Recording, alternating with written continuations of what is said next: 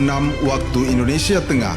Inilah Radio Republik Indonesia Bau-Bau dengan Warta Kepton, berita seputar Kepulauan Buton. Dan untuk saat sekarang ini, di minggu-minggu ini kelihatannya memang cuaca kelihatan sedikit agak berubah, mengarah ke arah ekstrim, begitu juga dengan gelombang di laut. Dan itu pasti berpengaruh erat kaitannya.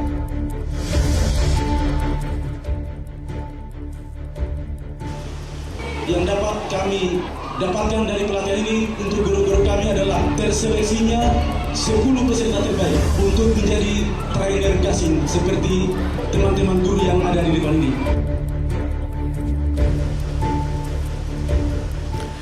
Selamat pagi dari kawasan Limbo Olio, kami sampaikan pokok-pokok berita. KSOP Bau-Bau terus meningkatkan kesiapsiagaan dalam menjaga keselamatan pelayaran mengingat cuaca yang semakin tidak menentu akhir-akhir ini. Puluhan guru dari sejumlah sekolah di Kota Bau-Bau mengikuti pelatihan pandai berhitung dengan metode gasing, langkah agar menguasai matematika secara gampang, asyik, dan juga menyenangkan. Saya Rizka Arlina dan inilah Warta Keton pagi selengkapnya hari ini, Kamis 5 Desember 2024.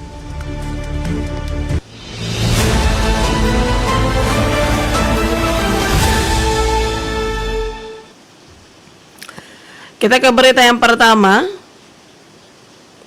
KSOP Bau-Bau terus meningkatkan kesiapsiagaan dalam menjaga keselamatan pelayaran mengingat cuaca yang semakin tidak menentu akhir-akhir ini. Mengenai hal itu, Afriansyah melaporkan. Jadi setiap kapal yang mau berangkat itu prosedur umum pertama itu dilakukan pemeriksaan komposisi muatan, draft kapal. Kantor Kesebandaran dan Otoritas Pelabuhan KSOP Kelas 2 Bau-Bau terus meningkatkan kesiapsiagaan dalam menjaga keselamatan pelayaran mengingat cuaca yang semakin tidak menentu akhir-akhir ini. Melalui pemeriksaan rutin dan koordinasi intensif, pihaknya berupaya meminimalisir resiko kecelakaan laut. Kepala Seksi Keselamatan Berlayar, Penjagaan dan Patroli KSOP Bau-Bau, Hasbi mengatakan kondisi cuaca dalam beberapa minggu terakhir menunjukkan tanda-tanda perubahan menuju cuaca ekstrim. Dan untuk saat sekarang ini, di minggu-minggu ini kelihatannya memang cuaca kelihatan sedikit agak berubah, mengarah ke arah ekstrim, begitu juga dengan gelombang di laut. Dan itu pasti berpengaruh erat kaitannya. Menurut Hasbi, setiap hari pihaknya melaporkan kondisi perairan, cuaca, serta kapal-kapal yang berada di wilayah KSOP Bau-Bau kepada Direktorat Navigasi melalui rapat daring. Hasbi menambahkan, untuk memastikan keselamatan pelayaran, setiap kapal yang hendak berangkat harus menjalani serangkaian pemeriksaan ketat. Pemeriksaan meliputi komposisi muatan kapal, peralatan keselamatan, kondisi mesin, alat bantu navigasi, serta komunikasi. Jadi setiap kapal yang mau berangkat itu prosedur umum pertama itu dilakukan pemeriksaan komposisi muatan, draft kapal, kemudian peralatan keselamatan, kondisi permesinan, alat bantu navigasi, komunikasi, itu menjadi prioritas kita. Hasbi mengatakan jika cuaca ekstrim terdeteksi keberangkatan kapal akan ditunda. Pihaknya akan memberikan izin berlayar kapal sampai cuaca membaik. Selain itu, pihak KSOP juga mengandalkan informasi dari BMKG yang tersedia setiap hari serta berkoordinasi dengan petugas pelabuhan tujuan kapal terkait kondisi cuaca di sana. Sebagai langkah pencegahan lebih lanjut, jika gelombang laut tergolong ekstrim, KSOP Bau-Bau mengeluarkan nota dinas untuk mengingatkan para nahkoda kapal agar lebih waspada terhadap potensi bahaya gelombang tinggi. Dengan langkah-langkah tersebut, KSOP Bau-Bau berkomitmen untuk menjaga keselamatan pelayaran dan mencegah terjadinya kecelakaan di perairan sekitar. Reporter RRI Bau-Bau, Afriansyah melaporkan.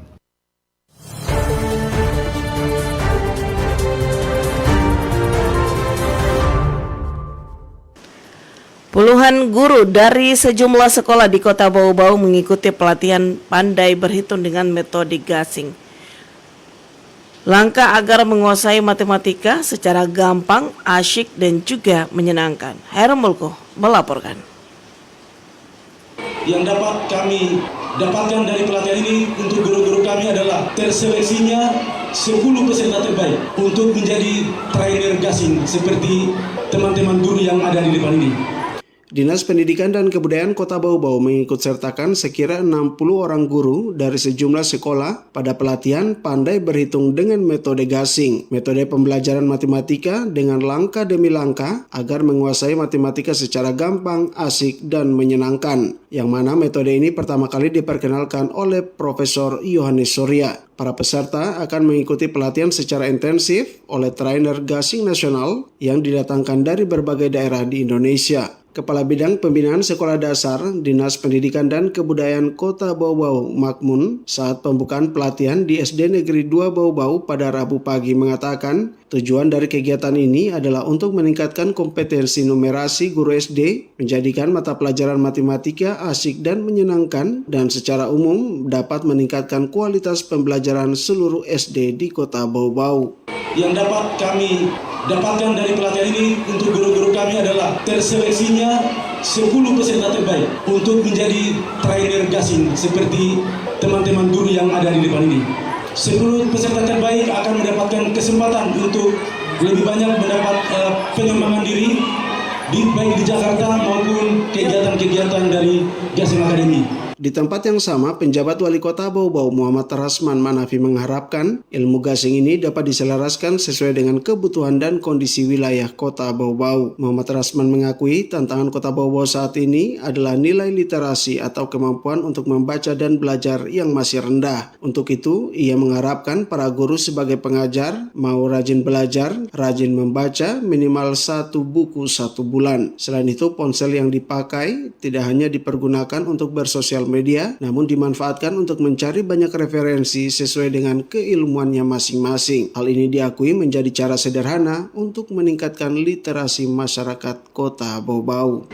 Saat ini Indonesia itu masyarakatnya, penduduknya itu adalah negara keempat terbanyak penduduknya di dunia. Berarti pasar keempat terbanyak di dunia. Pasar apa saja? Mau ekonomi, mau politik, sosial, ideologi. Jadi tantangan kita itu cukup besar. Nah, kalau dunia pendidikan, dunia kesehatan kita masih rendah literasinya, masih konvensional mengandalkan ilmu-ilmu lama, maka kita pasti makin tertinggal. Penjabat Wali Kota berharap para peserta dapat fokus mengikuti pelatihan sehingga ke depan ilmu bisa diamalkan dan menjadi amal jariah bagi semua. Dari Kota Bau-Bau, Herul Mulku, RRI terus mengudara untuk Indonesia. Anda sedang mendengarkan Warta Kepton, berita seputar Kepulauan Buton.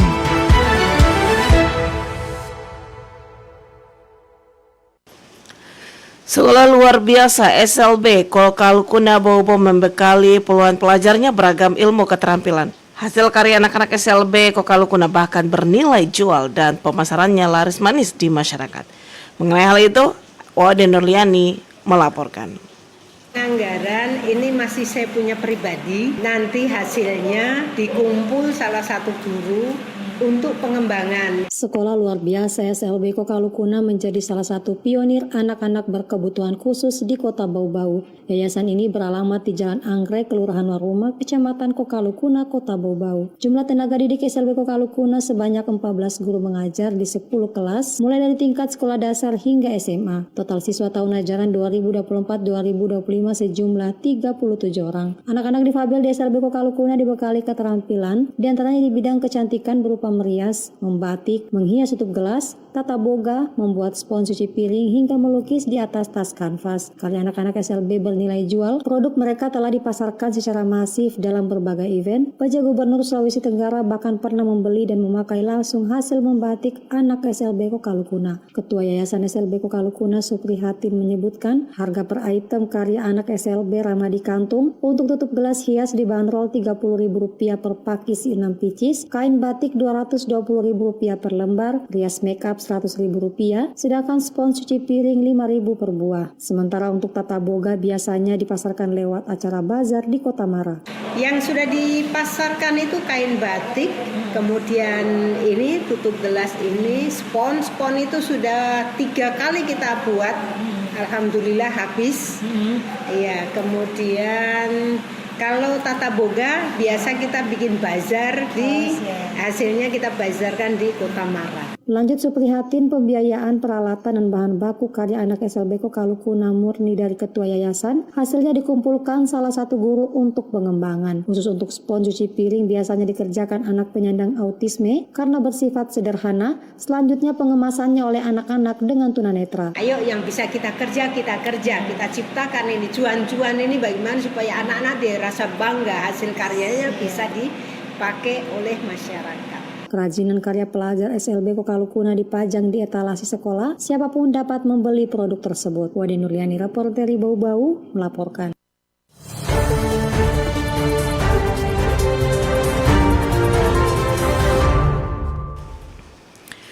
Berita terakhir, tim jaksa penyidik Kejaksaan Negeri Buton resmi menetapkan dan menahan 5 orang tersangka dugaan tindak pidana korupsi atau tipikor pada pekerjaan bangunan Expo di lingkungan perkantoran Takawa, Desa Kondowa, Kecamatan Pasarwajo, Kabupaten Buton. Pekerjaan bangunan dari tahun anggaran 2017-2019, kelima tersangka tersebut masing-masing inisial HF, P, I, Z, sebagai pengelola proyek dan LZD sebagai mantan pejabat daerah Kabupaten Buton. Tersangka HF, PI, dan Z ditetapkan dan ditahan sejak Senin 2 Desember 2024. Sementara LZD ditetapkan dan ditahan pada hari Selasa 3 Desember 2024. Kepala Kejaksaan Negeri Buton, Gunawan Wisnu Murdianto mengungkapkan di tahun 2017 bangunan Expo dilaksanakan oleh PT Hipotenusa Kontraktor Group dengan direktur atas nama tersangka HF. Kemudian untuk pekerjaan di tahun 2018 pembangunan dilaksanakan oleh PT Tiga Mutiara Pradanar dengan direktur atas nama tersangka P. Sementara untuk pekerjaan di tahun 2019 pembangunan dilaksanakan oleh CV Fadli Community dengan direktur atas nama tersangka inisial I. Gunawan menjelaskan tersangka LZD yang merupakan mantan sekretaris daerah Kabupaten Buton dalam perkara ini sebagai pengelola anggaran. Tersangka tidak profesional dan akuntabel dalam melaksanakan proyek sehingga pembangunannya masih mangkrak sampai saat ini. Dalam pengerjaannya ada beberapa item yang tidak sesuai RAB setelah dilakukan pengecekan di lapangan. Setelah didatangkan ahli, kerugian negara ditafsir kurang lebih sebesar 3,5 miliar rupiah untuk tahun anggaran 2017 sampai dengan 2019. Gunawan Wisnu Murdianto menegaskan aliran dana pekerjaan proyek tersebut salah satunya sudah diakui oleh salah satu direktur pengelola proyek yang digunakan secara pribadi dengan nilai 1 miliar rupiah. Terhadap para tersangka tersebut akan dilakukan penahanan selama 20 hari terhitung sejak para tersangka ditahan. Saat ini masing-masing tersangka ditahan di Lapas Kelas 2 Bau-Bau. Kepala Kejaksaan Negeri Buton juga menambahkan bahwa tidak menutup kemungkinan akan ada tersangka lain pada perkara tersebut karena semuanya masih ada dalam tahap pengembangan dan penyelidikan oleh pihak Kejaksaan Negeri Buton. Kepada para tersangka dikenakan pasal 2 atau pasal 3 Junto, pasal 18 Undang-Undang Tipikor Junto pada pasal 55 ayat 1 KUH pidana.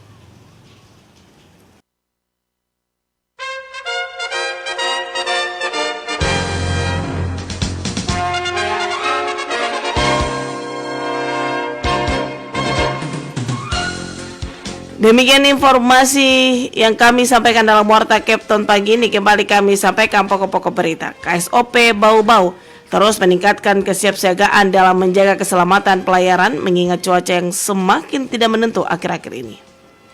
Puluhan guru dari sejumlah sekolah di Kota Bau-Bau mengikuti pelatihan pandai berhitung dengan metode gasing, langkah agar menguasai matematika secara gampang, asik dan menyenangkan.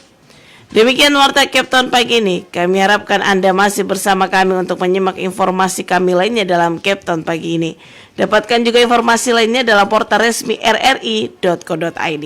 Mewakili kerabat kerja yang bertugas, saya Rizka Arlina. Terima kasih atas perhatian Anda. Selamat pagi. RRI terus mengudara untuk Indonesia.